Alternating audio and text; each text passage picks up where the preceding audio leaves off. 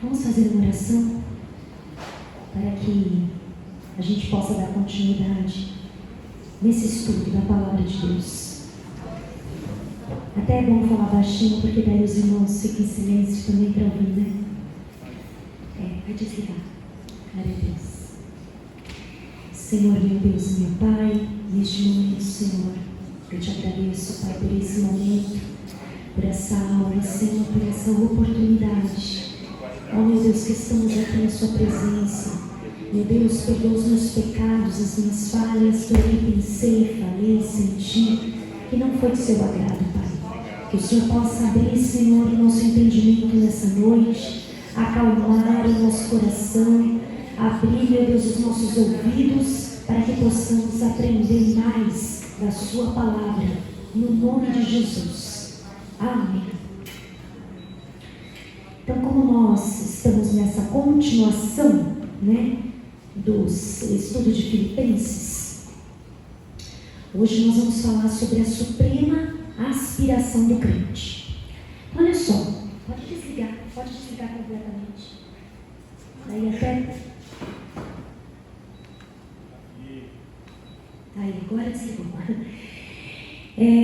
Que daí evita o ruído, né, irmãos? Aí vocês ouvem melhor. Então, olha só. Na terça-feira passada, nós falamos sobre o livro de Filipenses, capítulo 3. E nós falamos até o versículo 11. Então, aqui, coloquei um breve resuminho. Que nós falamos aqui sobre o apóstolo Paulo, quando ele foi encontrado pelo grande amor de Deus. E ele percebeu que tudo que ele tinha, todas as coisas que ele havia conquistado, que antes eram consideradas de grande valor, grande lucro e grande vantagem, como que ele chamou? Esterco, escória, lixo. E que nada se comparava com a pérola de grande valor que ele tinha encontrado, o tesouro escondido que era Jesus.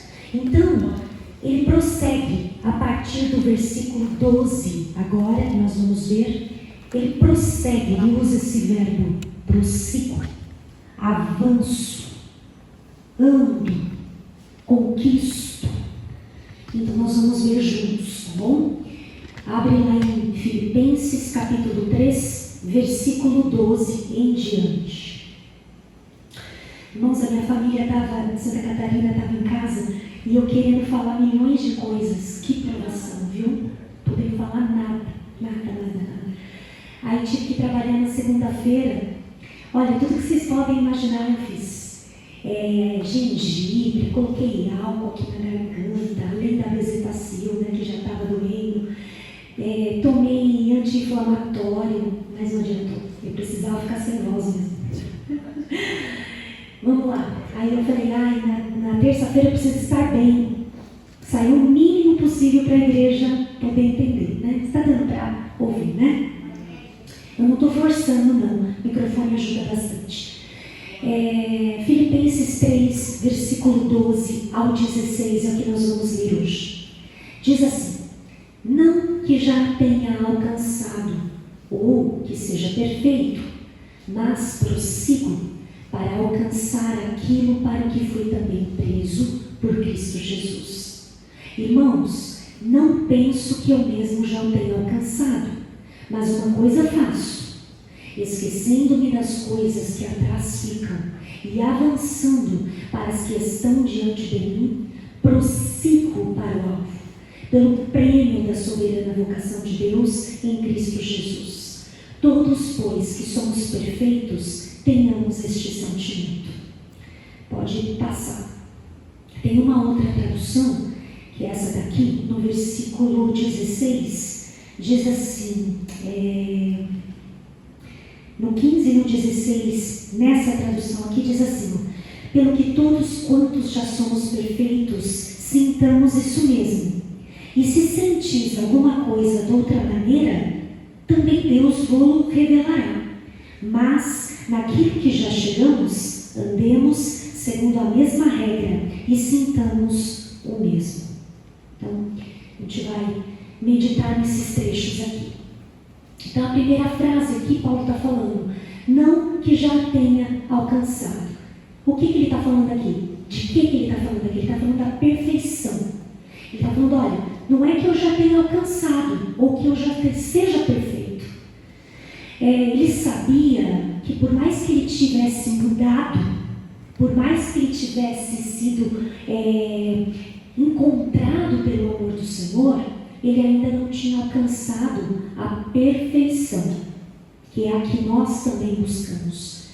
Ele ainda estava, como nós estamos, desse lado da eternidade, onde o mundo é caído, é manchado pelo pecado, e faz com que mesmo quando nós nascemos de novo, mesmo quando nós estamos na casa de Deus, nós estamos em constante luta contra o pecado. E isso vai continuar até o dia da vinda do Senhor Jesus.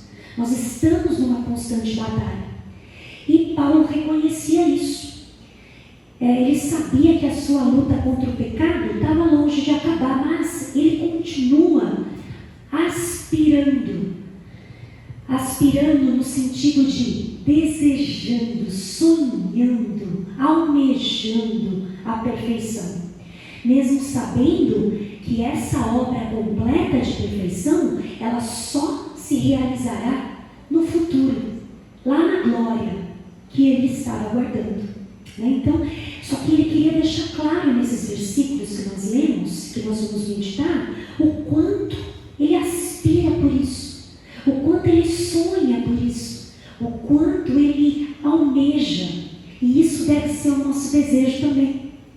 Do mesmo jeito que ele aspirava, ele sonhava, ele almejava alcançar a perfeição, essa deveria também ser a nossa principal meta, o nosso principal sonho, alcançar a perfeição, sabendo que não vai alcançar, né? Pode passar. Então, o fato de ainda não ter alcançado a perfeição, ou ser completamente perfeito, não deixava Paulo num estado de acomodação. Porque quando a gente vai lendo esses versículos, a gente vai vendo que Paulo, ele ficava indignado de não alcançar. Então, ao invés de colocar ele num estado de acomodação, de pensar assim, já que é uma coisa inalcançável, eu paro por aqui. Fiz o que deu, até aqui tá bom. Paulo fez o contrário. Sabendo que não é alcançável, eu vou continuar tentando, prosseguindo, incansavelmente. Eu não vou entrar num estado de acomodação. Eu não vou entrar pelo contrário, essa é a indignação santa que Deus espera de nós. Deus espera que nós nos indignemos com o nosso estado espiritual atual. Seja ele que nível estiver, sempre você tem que estar indignado. Ah, mas eu faço bastante. Indigne-se, porque a Bíblia fala que ainda que façamos tudo o que nos foi mandado fazer, ainda somos considerados servos inúteis, porque fizemos só o que nos foi mandado fazer. Então, essa perfeição, ela não tem fim. E ela é inalcançável pelas forças do braço, pelo intelecto. Por mais que nós estudemos, por mais que nós busquemos, nós não vamos alcançar. Mas o Senhor se agrada quando nós nos indignamos e falamos assim, eu posso saber mais, eu posso mergulhar mais, eu posso estudar mais, eu posso ensaiar e fazer melhor, eu posso. Então ele fala desse sentimento de acomodação. Hoje eu estava escutando um testemunho de uma senhora de 91 anos, que ela tem 60 anos de crente. E quando a pessoa conversou com ela disse, na simplicidade dela, ela disse assim, até onde eu cheguei, foi onde eu quis chegar, porque Deus tinha muito mais para me dar. Então a culpa não foi de Deus de eu não produzir mais, foi minha.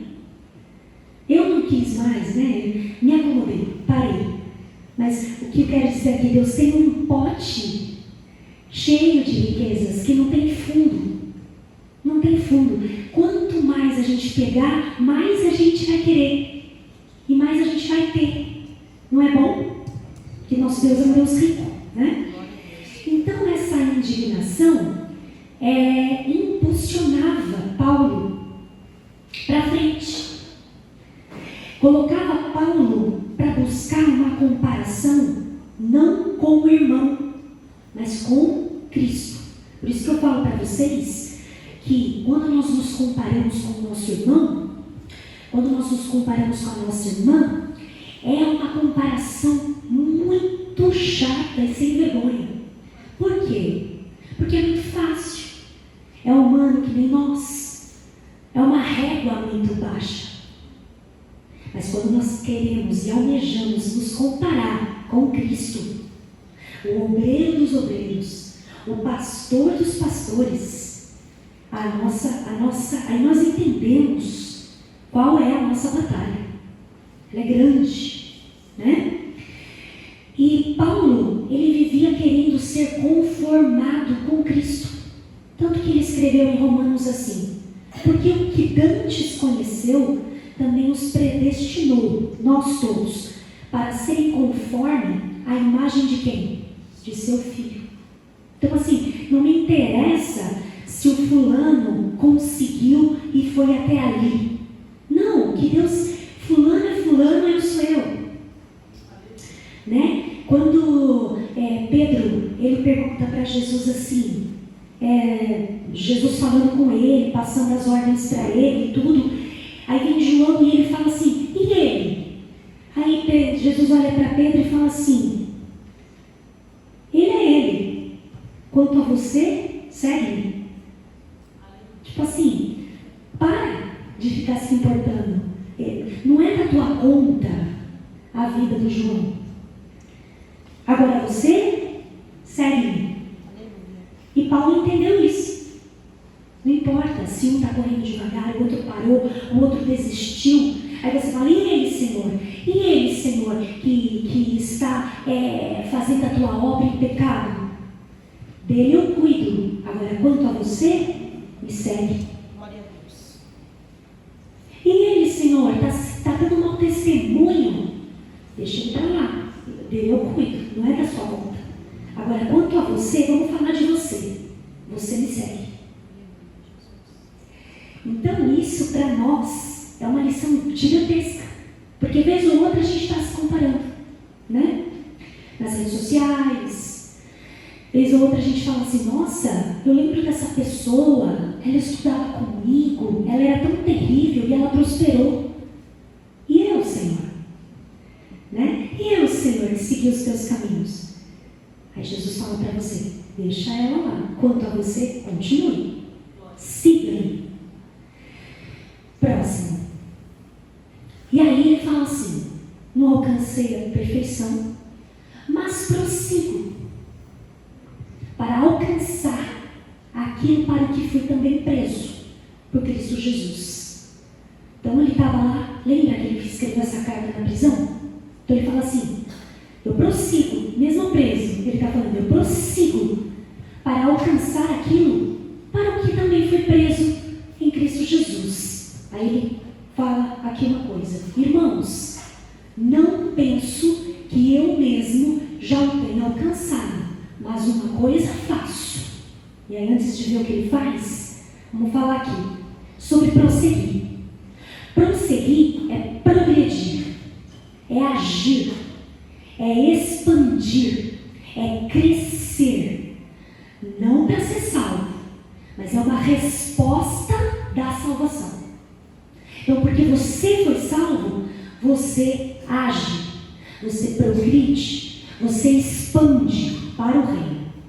Então, se você tem uma habilidade lá no mundo, essa habilidade, quando você vem para Cristo, ela vai crescer, ela vai expandir o reino. Então, se você é um bom comunicador no mundo, você vai ser o melhor comunicador na casa do Senhor.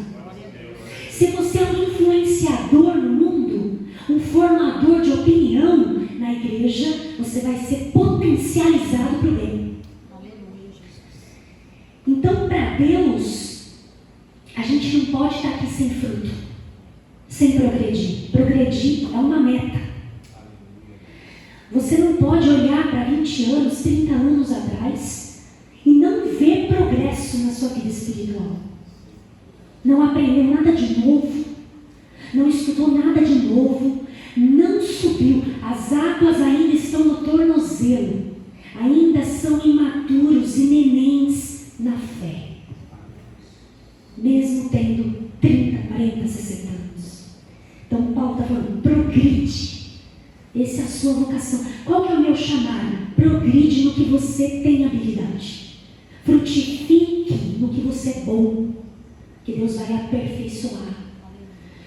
E aí ele compara, não só aqui em Filipenses, mas em Coríntios também, a ideia de um atleta que corre, mas é um atleta que corre com energia, com força, usando as suas forças no sentido aqui de sentir dor. Esse é o sentido. Vamos dar um exemplo. Quando você começa uma caminhada, o primeiro dia, os primeiros 15 minutos, aí você começa a sentir o quê? Aqui começa a arder, não é? Mas é aí que está ficando bom. Que é aí que você vai começar mesmo a aquecer. Né? Começa a fazer academia, na primeira semana, os músculos, parece que você levou uma surra. Mas seus músculos estavam atrofiados, parados. Ah, mas eu não faço academia. Mas quando eu pego para fazer faxina em casa, no outro dia eu acordo acabado. Por quê? Porque você esforçou, estava queimando seu braço. Não, essa vibraça vai ficar limpa. Queimou. Paulo está falando que o atleta, para seguir a Jesus, ele vai sentir dor nos seus músculos. Os seus músculos espirituais. Ele vai se esforçar com toda a energia da sua vida.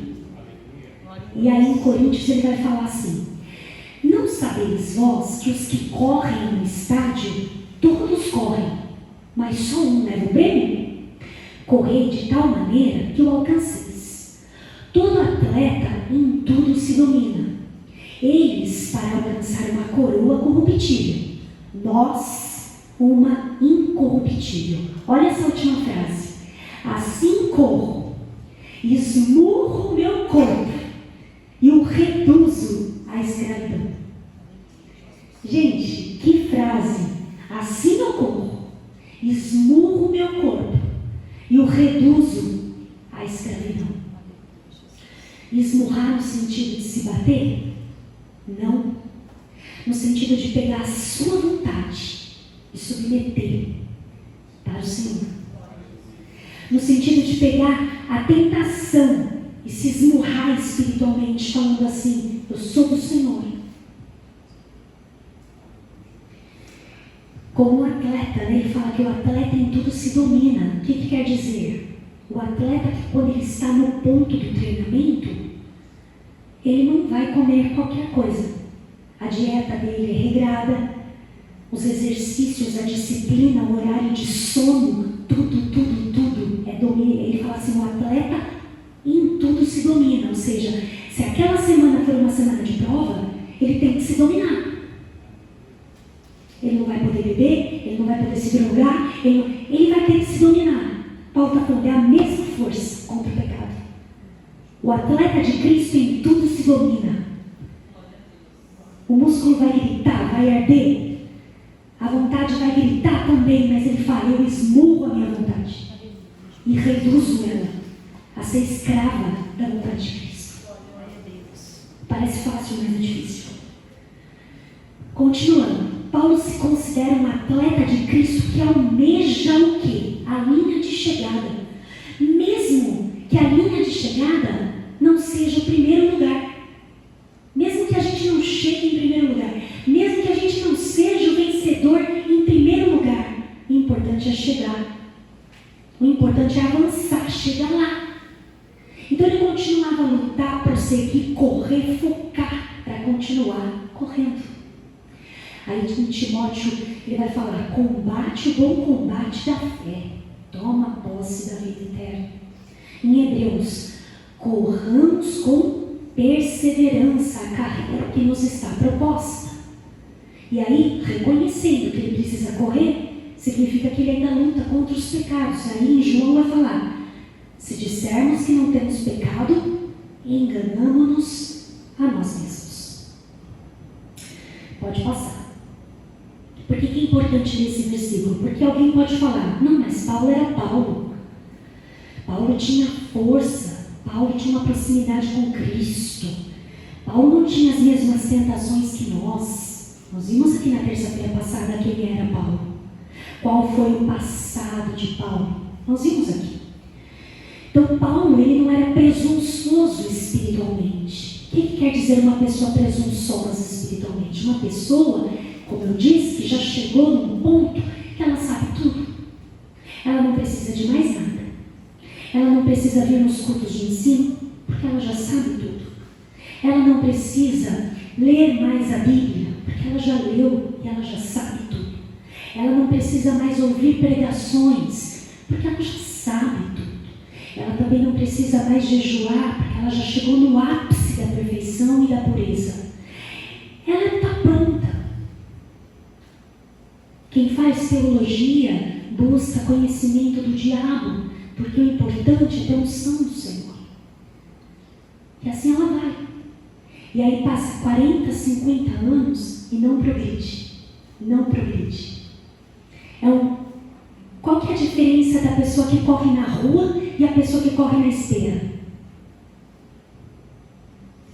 A pessoa que corre na rua, ela chega em algum lugar. E na esteira? Em lugar nenhum. Então um crente de 60 anos, aí, de muito tempo, ele está correndo. Mas ele não sai do lugar. Não sai do lugar.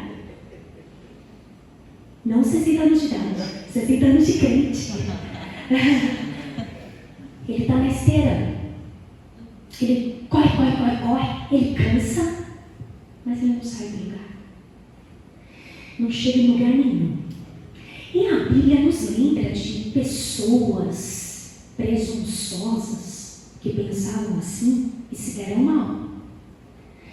Nós vamos falar da igreja de Sardes, lá no capítulo de Apocalipse, capítulo 3, depois você lê lá em casa. O que ela falava? Eu sou uma igreja viva. Só que do ponto de vista de Cristo, Cristo falou: não, você tem um nome de vida, mas você está morta. Então o que importa para nós é o ponto de vista de Cristo, né? O ponto de vista do outro não importa, porque qualquer pessoa que olhasse para a igreja de Sardes ia falar: igreja viva, igreja poderosa. Mas João é bem claro: do ponto de vista de Cristo, tens nome de viva, mas estás morta. A igreja de Laodiceia, a mesma coisa. Temos riqueza, temos tudo, só que do ponto de vista de Cristo, Cristo olhou e falou assim: você é uma igreja pobre, miserável, cega e nua. E ela tinha tudo. Todas as riquezas, todas as acomodações, todos os méritos. Aí Cristo falou: não, do meu ponto de vista, essa igreja é pobre, cega e nua. Sansão também se julgou imbatível e invencível. Todos sabem o final. Presunção leva então à perdição, né? Então nós devemos ter consciência da nossa limitação, do nosso tamanho, do quanto nós somos imperfeitos. Isso também é maturidade. O fato de nós darmos ouvido à palavra de Deus quando alguém igual a gente está pregando aqui, é maturidade cristã. Nós não podemos ter a presunção de falar assim: quem é você para me ensinar? Se a pessoa ela está dentro da palavra de Deus, ela é a imagem de Deus e Ele está falando a voz de Deus para você. Então, claro, ela é seu igual, carne igual a você, isso é verdade, mas naquele momento ela está conduzindo com não só inteireza de coração, mas com justiça a palavra de Deus pura como ela é. Não tem por que não ouvir essa pessoa. É presunção falar assim: não preciso mais saber disso, isso aí eu já sei, isso aí já foi pregado, isso eu já sei, Presunção. Então nós devemos ter consciência disso. Quando nós pensamos nisso, nós pensamos em quão imaturos nós podemos ser na presença de Deus. Muitas vezes achando que nós já chegamos no ápice do conhecimento. Pode passar. E aí quando nós olhamos para um Paulo que, antes da conversão, foi uma má pessoa. Então aqui a continuação, não que já o tenha alcançado, mas uma coisa fácil. 2 pontos. O que ele faz? Eu me esqueço das coisas que ficaram para trás e avanço. Então vamos lá.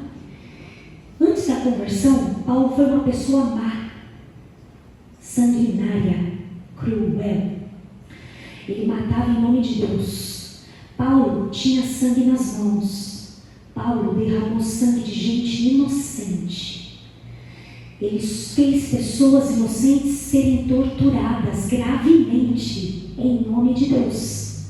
Se depois de sua conversão e mudança total, ele não se desconectasse desse passado, ele ia progredir? Não? Imagina só ele fechando o olho e vindo na mente dele todas aquelas pessoas inocentes que ele matou. Em nome de Deus. As reuniões que ele invadiu e levava as pessoas arrastadas pelo cabelo. Na opinião dele, em Timóteo ele fala: Cristo veio ao mundo para salvar os pecadores, do qual eu sou o principal. Então, ele se converteu e ele precisava seguir, ele precisava progredir, ele precisava ter uma vida de fruto, mas ao mesmo tempo, ele não podia negar o que ele tinha feito. Tanto que Deus faz com que ele era Saulo e agora ele é Paulo, né? Então nós vimos a conversão dele ao longo do capítulo. Por isso que hoje nós podemos falar dele e falar que ele foi um servo de Deus. Mas se a Bíblia tivesse falado e contado para a gente que ele se converteu mais ou menos, hoje ele serviria de um péssimo exemplo para nós falarmos dele. Mas a Bíblia deixou assim, ela deixa claro. Já percebeu que a Bíblia não oculta os pecados dos servos de Deus? Você está lendo a história de Davi, você está tudo emocionado, né? Mas eu quero ser igual a Davi. Aí chega lá, Davi pecou. A gente fica desapontado, né? Sansão indo bem, de repente, pá, cai. A Bíblia não deixa de falar. Ela fala o quanto ele pecou, mas o quanto a graça de Deus alcançou ele, né? Muito interessante quando você fala que você lê lá que Saul era um rei escolhido por Deus, mas aí você vê o que Saul faz. Oh meu Deus! Aí o próprio Samuel fala: a partir de hoje você já não é mais escolhido, né? Eu tiro de você a unção. Então assim, Deus não omite. Os escritores da palavra não omitiram os pecados das pessoas. E Paulo aqui fala.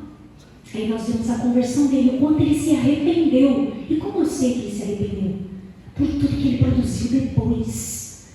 Para ele produzir tudo isso, irmãos, foi só depois de 10, 11 anos de conversão. Então ele se converteu e ainda ficou 10, 11 anos servindo ao Senhor,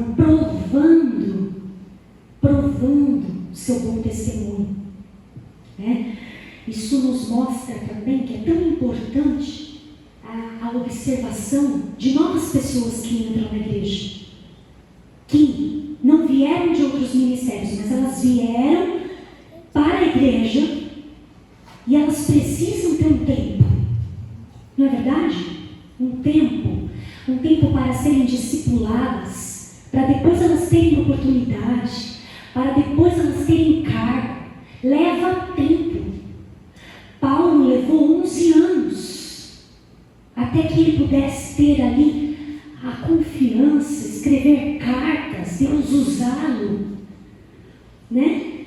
A Bíblia nos fala que a ninguém devemos impor as mãos precipitadamente. Porque às vezes, ao invés de nós salvarmos aquela vida, quando nós enchermos essa vida de responsabilidade, nós afastamos essa vida da presença do Senhor. Então olha só, O que é arrependimento? O arrependimento é mudança de vida. Mudança de vida total. É mudança de rota. Quando uma pessoa fala, estou arrependida, e não acontece nada na vida dela, arrependeu ou não arrependeu? Não arrependeu. O arrependimento, ele dói. E muda. Então, se você vê aquela pessoa, fala que está arrependida, mas comete sempre as mesmas coisas, o que ela sentiu não foi arrependimento, foi um remorso. O remorso é uma tristeza passageira. Faz você chorar um pouquinho e pronto. O arrependimento não. O arrependimento faz com que toda vez que você lembre do ato que você fazia, você sofre. Isso é arrependimento. Você fala assim, eu tenho vergonha desse ato. Se eu pudesse apagar essa parte da minha vida, eu apagava. O não arrependido, ele conta com glória. Ele fala assim, quando eu era do mundo, matei 6. Eu era respeitado. Ele conta com uma certa vanglória, orgulho, né? Eu que era o assaltante aí dos pedágios, entendeu? Eu que fazia aí. Você fala, meu Deus. O arrependido, ele fala, olha, não quero nem falar o que eu fazia, tá? Porque eu tenho nojo daquela pessoa que eu era. Se eu pudesse, eu apagava essa parte, né? Se eu pudesse, eu apagava essa parte. E Paulo fez isso. Então, para seguir em frente, o que a gente tira dessa lição, né? Agora, aqui, nesse momento. Para seguir em frente, é necessário se desprender do passado. Reconhecer, confessar, se arrepender e deixar. Se desconectar. Entender que seu Deus é um Deus que perdoa. Entender que você pode sofrer as consequências desse pecado, mas você em si está arrependido. E você quer uma vida nova. Pode passar. Então, olha só. Pensar no passado, Paulo lutava contra isso, porque pensar no passado nos distrai. Pensa só a luta que ele não tinha quando ele entrava na presença de Deus para orar. Qual acusação não poderia vir na mente dele? Você, orando, acha que Deus vai te ouvir? Acha que Deus vai te usar? Você não lembra lá quando vai citar data, vai citar hora, vai mostrar a imagem na mente dele? Ele está falando aqui, para eu andar para frente, eu tenho que me esquecer das coisas para trás. Então, por quê? Porque impossibilita de viver coisa nova. Impossibilita de viver o presente. Porque quando a gente pensa muito no passado, a gente gasta toda a nossa energia em sofrer pelo passado. E aí, toda aquela energia deixa o nosso corpo enfraquecido para continuar correndo. A gente não consegue correr como deveria. Então, o que a mensagem tem para dizer para a gente? Que depois do arrependimento, avançar era a nova rotina de Paulo. Avançar, como um atleta focado, como uma mente cativa. O meu objetivo é olhar para frente. Por isso que ele fala assim, eu persigo o alvo.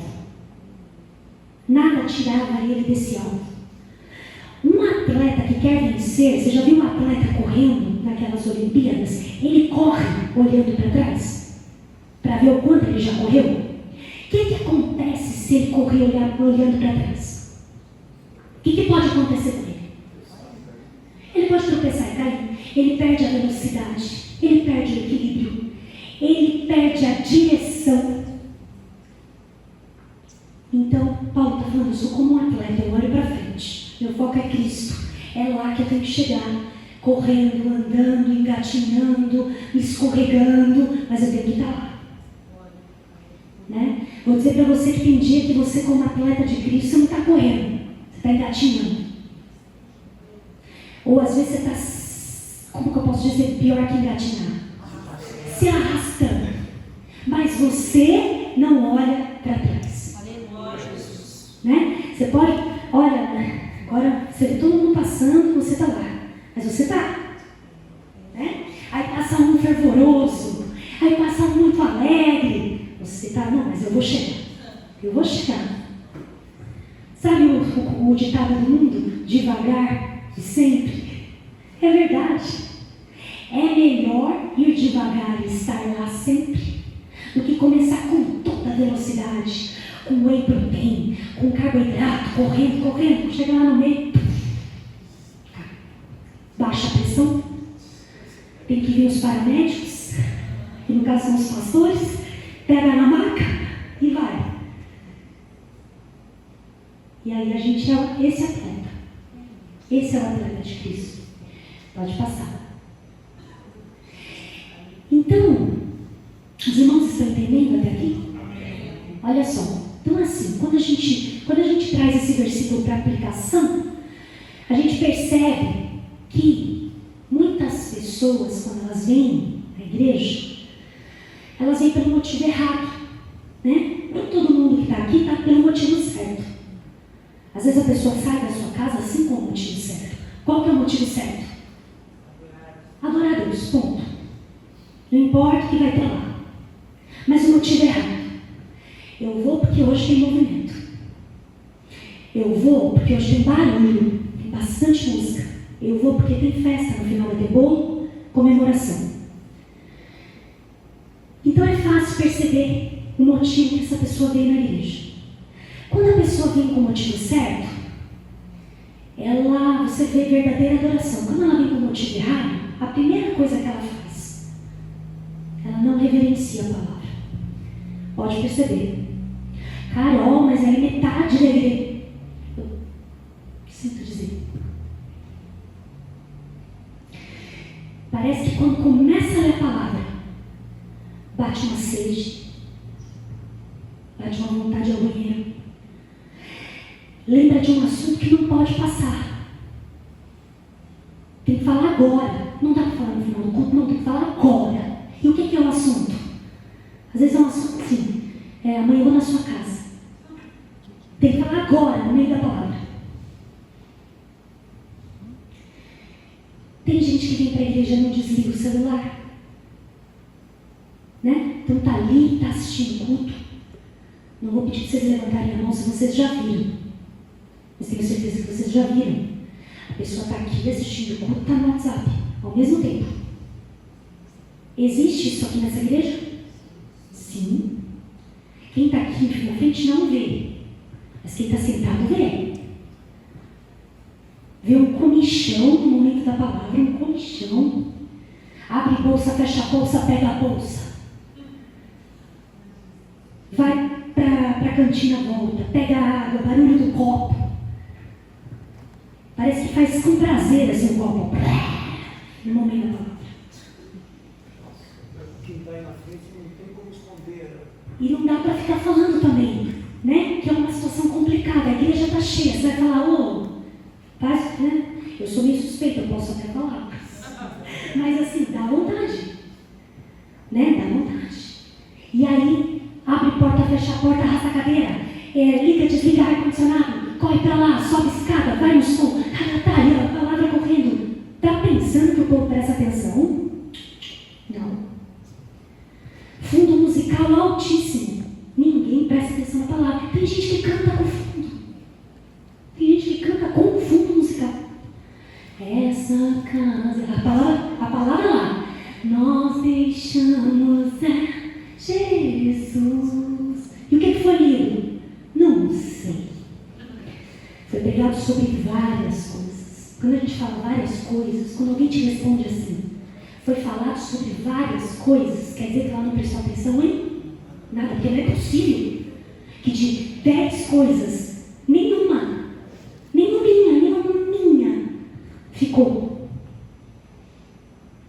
Então a gente percebe o motivo errado, a ação certa, vindo para a igreja, pelo motivo errado. Outro motivo que não está aqui, vou na igreja para receber a minha bênção. Então eu não vou para adorar, não é para... eu vou para receber, eu vou para pedir exclusivamente. Então assim, é fácil perceber, eu não preciso apontar. Agora mesmo você já lembrou de muitas pessoas que vêm da igreja com o motivo errado. Prova disso vai ser sábado e domingo. Festa. Não estou falando da festa em si. Vocês vão ver que no dia da festa há motivação. No dia da festa eles vão alcançar o céu. E eu não estou falando das irmãs, não. Estou falando dos convidados. Vai brotar gente. E aí na terça-feira que vem? Exatamente. Por que será? Se a palavra é a que dá vida, então essas pessoas não estão recebendo a palavra. Entende? Porque a palavra da vida como que eu posso dizer? É garantia, é promessa. Que onde tem palavra tem vida. Isso é promessa. Agora, se não há mudança, não há regeneração, não há arrependimento, alguma coisa está errada. Ou daqui para ali, ou daí para cá. Não tem como, a gente tem que analisar. Então, se daqui para aí está sendo pregado o evangelho genuíno, vocês terminam a frase. Tem sido pregado o evangelho genuíno aqui ou não? Que a gente está em estudo, pode falar. Então, aonde está o perdão? Se o meu coração eu abro para o Senhor entrar e não invade, o que eu posso concluir? Se entram e saem sem mudança, o que está acontecendo? Em primeiro lugar, tem que me preocupar se a palavra está sendo pregada. Check, a palavra está sendo pregada. Segundo lugar, e o coração das pessoas? Não dá para garantir. Mas dá para perceber se está com o motivo certo ou não. É uma feridinha que dói falar sobre isso, porque a gente vive aqui. Só que uma igreja sadia é uma igreja que se examina. Não é verdade? Se nós estivéssemos aqui trazendo o evangelho genuíno, se não tivesse estudo da palavra de Deus, se os domingos não tivessem pessoas sérias trazendo a palavra de Deus, nós também falaríamos aqui. Com certeza o pastor Vanderlei se reuniria com um grupo de obreiros e falaria, precisamos consertar o rumo da palavra aqui. Tá? A gente está dando muita prioridade para isso, e a palavra está ficando de lado. Mas não é o que acontece aqui. A palavra tem prioridade aqui. Então, a gente precisa se analisar como o corpo de Cristo. Outra coisa, não adianta nós aprendermos aqui e depois nós não repassarmos isso para os irmãos que não estão aqui. Nós não podemos pensar assim, eles não vieram, então o problema é deles. Não. Em uma oportunidade ou outra, isso tem que ser pregado em um culto de domingo. Em uma oportunidade ou outra, isso tem que ser pregado em um culto de sábado, já que são os cultos mais frequentados. A gente não pode guardar isso para a gente. A gente precisa divulgar. Falar, irmãos, vocês estão recebendo a palavra? A igreja ela tem que estar viva, ela tem que estar interagindo, entendendo. Ela não pode sair daqui como ela entrou. Aí quem está aqui se cobra muito, porque a gente quer que a pessoa entenda. A gente se cobra demais. Às vezes a gente desce pensando assim, eu não fui suficiente hoje. Eu acho que eu poderia ter, sei lá, caprichado mais. Eu poderia ter, enfim, a pessoa que traz, ela sai com vários questionamentos. Senhor, por que não tem mudança de vida? A gente falou sobre isso no domingo passado e hoje o erro se repete. Por que, Senhor? A gente já falou sobre esse assunto, mas a igreja não muda. Por que, Senhor? Será que eu estou pegando errado? Será que eu estou com a dicção errada? Será que tem que ser outra pessoa? Mas uma coisa eu digo para vocês, a palavra tem poder. Isso é fato. Poder para mudar, transformar, fazer o cidadão se arrepender. Se não acontece, o cidadão não está abrindo o coração. O coração desses cidadãos estão como aqueles corações cheios de espinhos lá do semeador. A semente é lançada, aí ela quer frutificar, mas aí vem os espinhos e sufocam. Quais são esses espinhos? Todas as distrações possíveis que nós falamos aqui e as impossíveis também. Então nunca progride. Esse é o tipo de terreno que a gente está lidando aqui. Um terreno com espinhos. Nós temos que orar nesse sentido. Que o Senhor possa trazer para essas pessoas discernimento, reconhecimento e mudança. Outras pessoas estão aqui, mas elas carregam um fardo de culpa do seu passado. Apesar de já terem sido perdoadas, apesar de já terem sido usadas por Deus, quando elas entram na presença de Deus, elas não se sentem dignas de orarem ao Senhor, de participar da Santa Ceia, porque o inimigo já lança na mente delas todos os seus pecados. Mas o Senhor fala que já estão perdoados, uma vez arrependido, confessado, está perdoado, esquecido, eliminado. E aí, nós temos pessoas com excesso de passado e temos pessoas com excesso de futuro. Tá, já venci meu passado, mas agora eu estou aqui na igreja e não consigo me concentrar porque o que vai ser de amanhã, o que vai dar no ano que vem. E aí, por isso que na mesma carta Paulo vai falar assim: não andeis ansiosos. Então, tanto o excesso de passado quanto o excesso de futuro, o que acontece com o atleta? Não corre. As duas coisas é uma bagagem muito pesada para levar. É muito pesado. Então ele não consegue progredir. Então há perigo nas duas situações. Próximo. Aí ele termina assim: prossigo para o alvo, pelo prêmio da soberana vocação de Deus em Cristo Jesus. Para prosseguir, é necessário ter o quê? Determinação. Só que a determinação, ela não vem de nós mesmos. A determinação, ela vem do Espírito Santo. Nós precisamos pedir. Essa determinação que Paulo fala aqui é semelhante a um caçador atrás da sua presa. Quem já assistiu aqueles filmes, ou aqueles documentários, vamos falar aqui do Rei da Selva? Quem que é o Rei da Selva? E vocês já viram aqueles documentários, como ele prospecta a presa? E quando ele consegue, ele não enxerga mais nada. Ele só enxerga a presa. Ele pula o obstáculo. Ele vai para cima. Enquanto ele não pega a presa, Paulo está falando, é do mesmo jeito que eu prossigo. Igual um caçador vai atrás da sua presa. Faminto. Desejoso. Paulo perseguia a igreja no passado.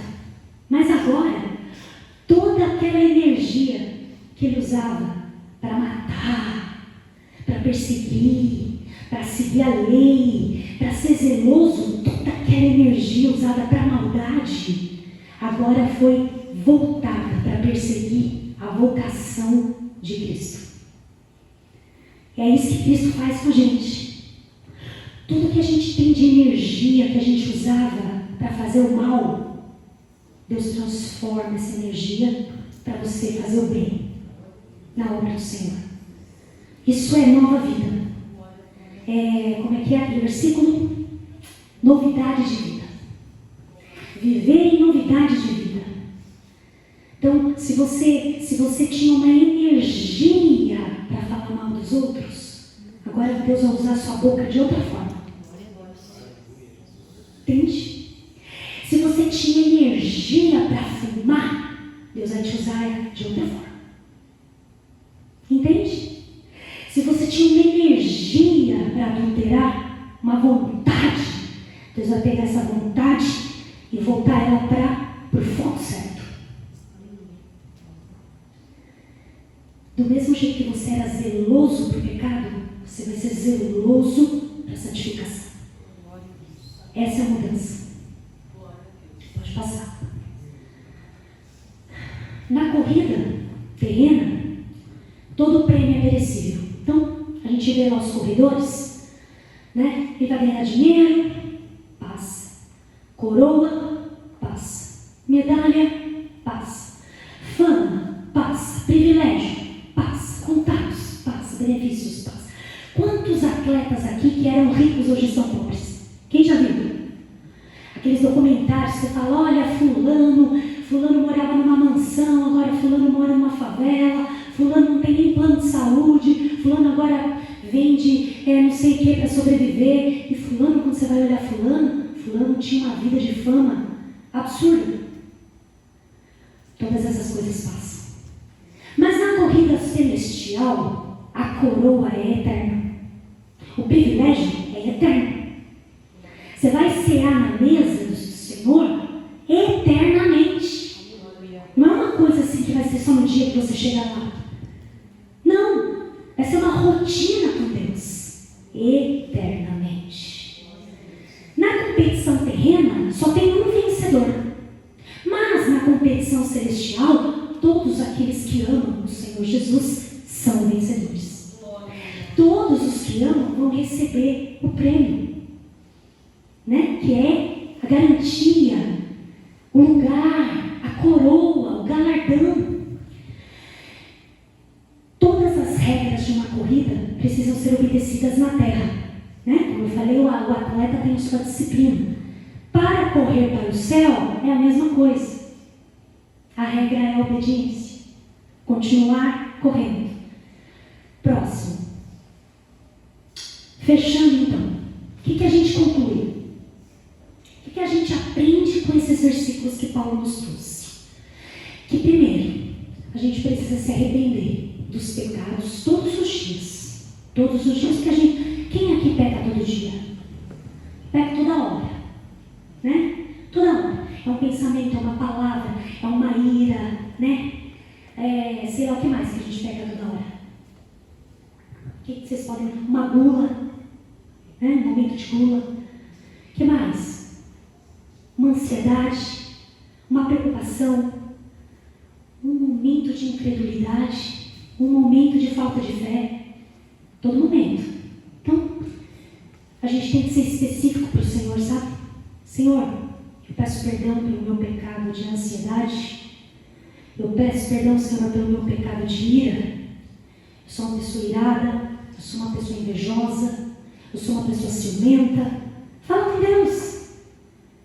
Não precisa falar com a gente. Fala com Deus. Senhor, eu sou uma pessoa difícil de lidar. Né? Eu mesma não me aguento. Né? Senhor, faz nascer fruto do Espírito em mim. Senhor, eu sou uma pessoa que quando eu vejo, eu já estou maldizendo a outra pessoa. Quando eu acordo, eu já estou falando. Senhor, eu sou aquela pessoa que reparo muito na roupa das pessoas, Senhor. Me perdoa por isso. Senhor, eu sou uma pessoa que muitas vezes eu sou presunçosa. Eu penso, o que esse irmãozinho vai me ensinar? Peça que não. Esqueça o passado. Entenda que somos atletas de Cristo, precisamos prosseguir, mas prosseguir focado em Cristo. Significa então que a opinião dele que importa. A igreja de Sardes, a opinião das pessoas era: você é rica, você é bonita, você é viva, mas na opinião de Cristo, você é morta. Então o que importa para nós é a opinião de Cristo, não a opinião dos outros. Mesmo que você tropece durante a corrida, caia, levante-se, continue até completar a corrida. Quando eu completo a corrida, Carol? Quando? Mas quando que eu, celestialmente, quando que eu completo essa corrida? Quando eu chegar na glória. Exatamente. Se for arrebatado, Elisa quer ser arrebatada. Nós não devemos carregar pesos inúteis nas nossas costas durante essa corrida. O que são pesos inúteis? Coisas secundárias. O que são coisas secundárias? Regrinhas. Eu vim de um ambiente assim. onde correr era pesado, que era muita regra. Aí você vai ler em Colossenses lá, não ande com essas regras, não toque nisso, não toque naquilo, não faça isso, não faça aquilo. Porque aí Paulo mesmo vai falar, isso não tem poder de santificar ninguém. Aí você viveu uma vida inteira assim, achando que você está se santificando. Aí Paulo falou, não, isso aí não santifica ninguém, isso aí não mata pecado.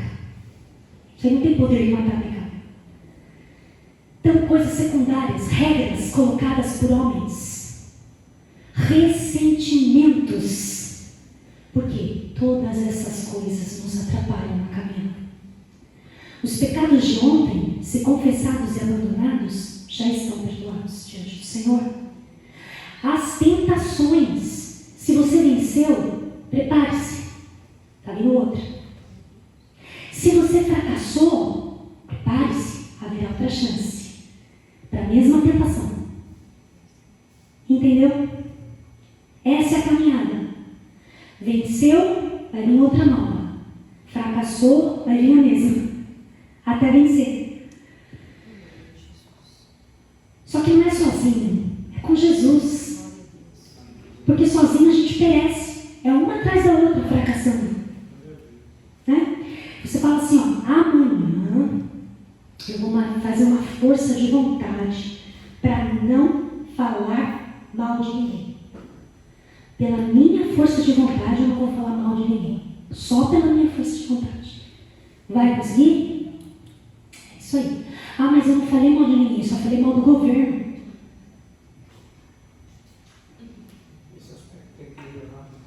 Então, é todos nós, a espada ela vem pra gente. Por isso que eu estou falando, nós estamos numa corrida onde a gente precisa se autoexaminar a todo momento.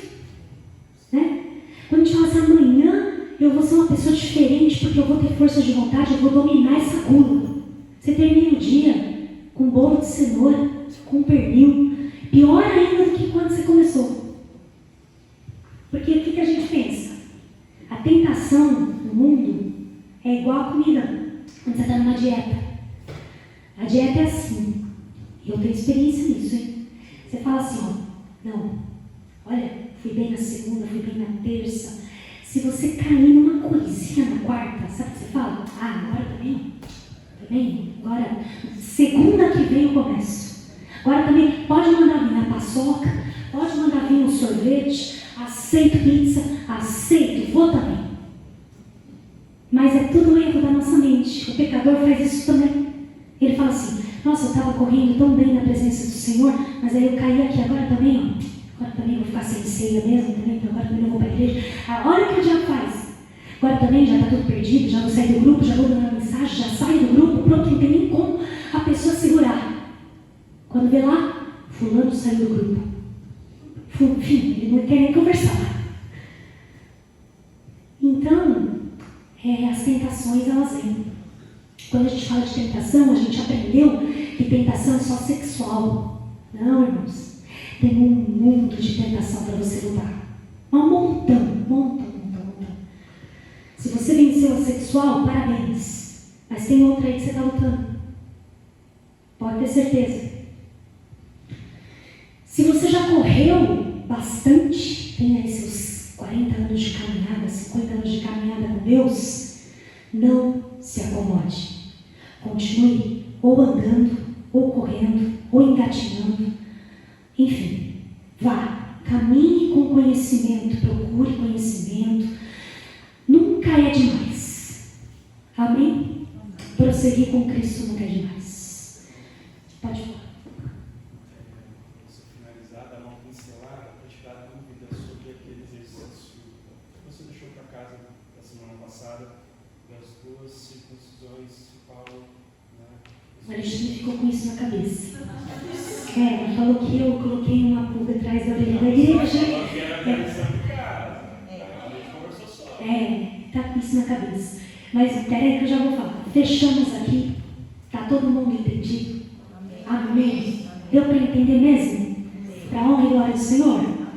Então tá bom. Sobre terça-feira passada, eu falei que havia uma diferença entre a circuncisão de Isaac e de Ismael.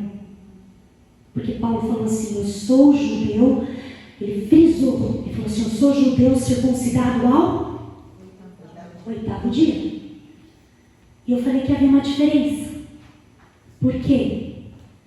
Qual é a idade que Ismael foi circuncidado? Alguém sabe? Não?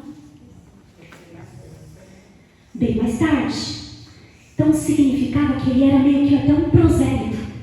Ele foi circuncidado bem mais tarde. Enquanto que Isaac foi circuncidado no 8º dia. Ou seja, seguia ele fazia parte da aliança de Abraão. Era uma regra ao 8º dia. Por isso que Paulo falou, eu sou judeu, mas eu sou circuncidado no 8º dia. Ou seja, me respeita porque eu sou da família de Abraão. Amém? É isso. Satisfeito? Então, tá bom, irmãos? É esse o estudo de hoje. Deus abençoe a igreja. As palmas que exaltem a Jesus.